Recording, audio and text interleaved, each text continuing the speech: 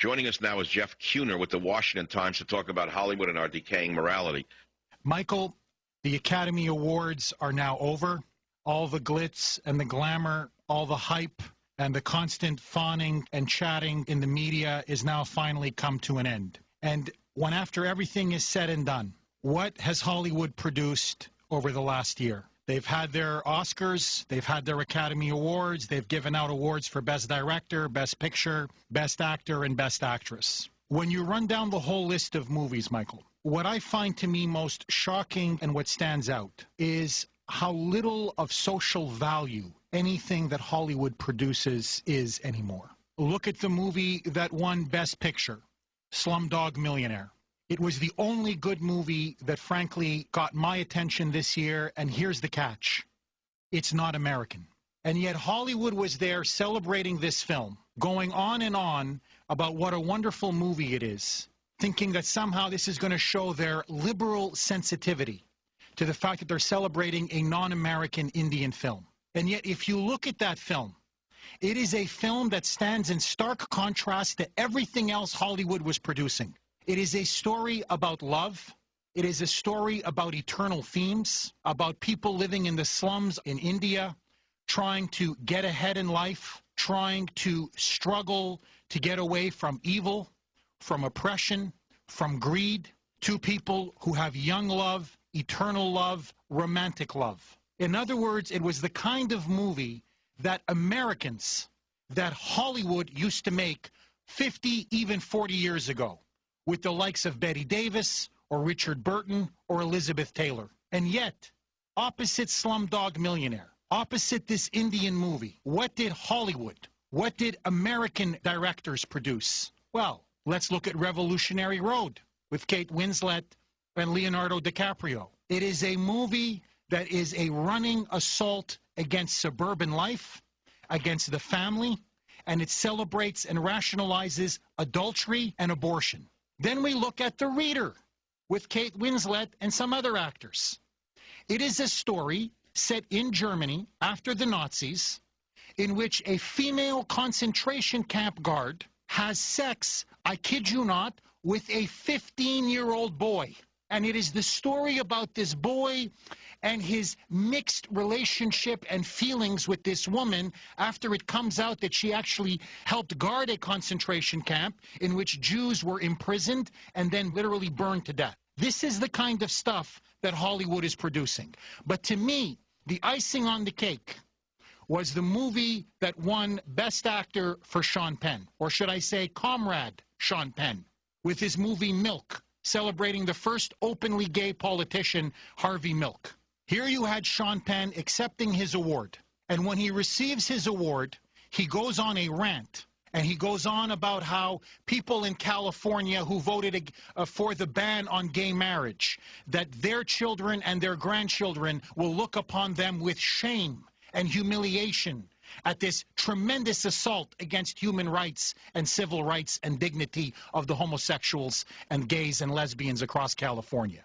Well, I have news for Sean Penn. He may run around to Iran and visit the mullahs and tell them how great their revolution is. He may go to Castro's Cuba and celebrate the supposed socialist paradise.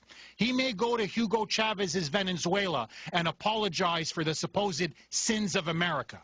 But if he actually looked at Iran, he would see that homosexuals are literally being hung and crucified. That if he went to Cuba, that Castro's jails are full of homosexuals. That Chavez is no friend of gays and lesbians. But he won't open his eyes, because for him, the only thing that matters is to put America down, to shame America, to attack America, to attack the family, to attack our patriotism, to attack American capitalism, and everything that America holds dear and stands true for. And here is the thing that Sean Penn and his fellow leftists in Hollywood do not and cannot understand. Gay marriage is not a civil rights issue. And the reason why it's not a civil rights issue is this. If he would just open a book and read once, he would understand this fact, because it goes back for 2,000 years in Western civilization. Marriage is not about feeling good. Marriage is a sacred act between a man and a woman to have children. Marriage has been the institution, the bedrock institution, by which generation to generation we further the human race, and we have been able to build from one generation to another. It is the primary mechanism by which one generation passes on to another generation. If we have gay marriage, if we destroy the institution of the nuclear family, we not only have moral anarchy, but in the end, we have civilizational death and destruction. A civilization with homosexuals is a dead civilization, who go on about somehow this homosexual movement and this gay rights movement being somehow on the cutting edge of societal evolution. They should look at ancient Rome. They should look at ancient Greece. Because we are now in this country replicating everything that was done for hundreds of years in Rome and Greece, and it led to their destruction and their disintegration.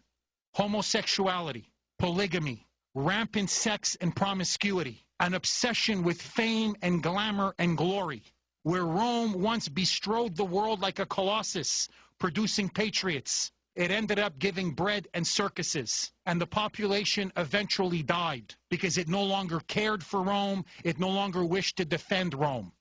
We no longer have bread and circuses. What we have instead is big government and Hollywood. That is our entertainment. And what you saw in Hollywood with the Academy Awards were the shock troops of a cultural revolution for the last 30 years. And Michael, you often talk about fascism on your show. You often talk about communism on your show. And you're right. The evils of fascism and communism should never be forgotten, because there are many in Washington who are putting us on the very same road that we have seen with 20th century dictators.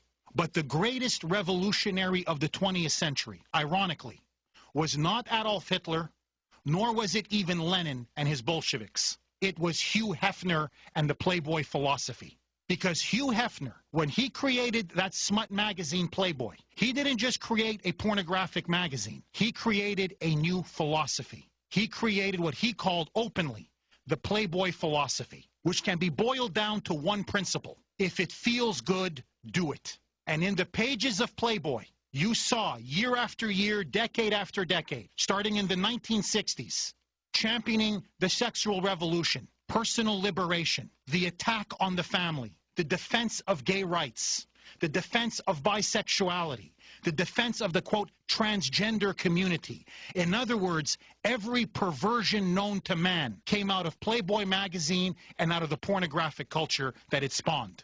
And what has this culture wreaked? What has it produced over the last 30 years? We have destroyed millions of homes through divorce. Pornography is now everywhere on the internet. Teenage illegitimacy is soaring. You now look at people, broken homes, broken lives, broken families. STDs are now everywhere, especially in our high schools.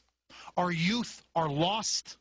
And most importantly of all, what the left has been trying to do is to reduce us to animals. We have become sheer materialists.